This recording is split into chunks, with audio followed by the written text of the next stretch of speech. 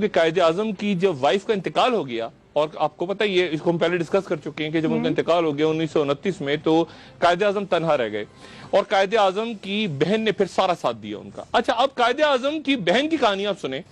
کہ قائد اعظم کے انتقال کے بعد 2 سال تک قائد اعظم کی بہن کو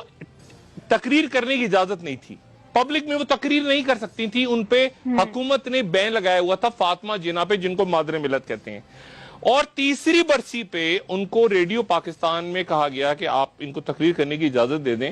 اور جب تقریر انہوں نے شروع کی تو تقریر کے اس حصے پہ جب وہ آئیں، جب انہوں نے کہا کہ میرے بھائی کو ایمبولینس نہیں دی گئی اور پراپر اور اس وقت پہ انتقال ہو گیا میرے بھائی، اس حصے پہ آئیں تو ریڈیو پاکستان میں ان کی تقریر کٹ گئی۔ اب 1947 میں پاکستان بنا، اور 1948 میں قائد اعظم کا ہم جانتے ہیں کہ ٹیوبرکلوسس یا تبدک سے ان کا انتقال ہو گیا۔ اب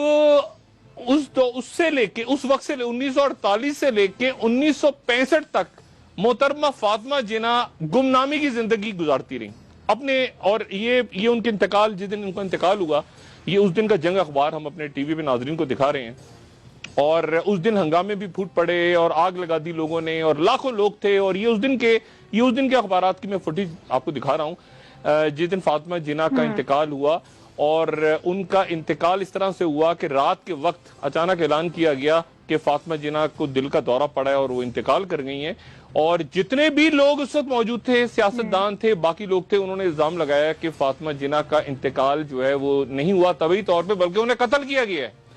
یہ الزام لگایا گیا کہ انہیں قتل کر دیا گیا ہے، اور یہ پھر جنگ اخبار میں آپ کو دکھا رہا ہوں، 1972 کا جنگ اخبار، جس میں یہ خبر ہے کہ باقاعدہ عدالت نے ایک پیٹیشن منظور کر لی، اور اس پیٹیشن میں یہ لکھا ہوا ہے، یہ ہمارا عدالت نہیں، ہماری تاریخ ہے، اس پیٹیشن میں لکھا ہوا ہے کہ محترمہ فاطمہ جناح کو کے آخری دیدار کی اجازت نہیں دی حکومت وقت نے، اور غسل دینے والا جو ہے وہ یہ کہہ رہا ہے کہ جی فاطمہ جناح کے جسم پہ گہرے زخموں کے نشان تھے، ان کے پیٹ میں ایک سوراخ تھا جس میں سے خون بہ رہا تھا، اور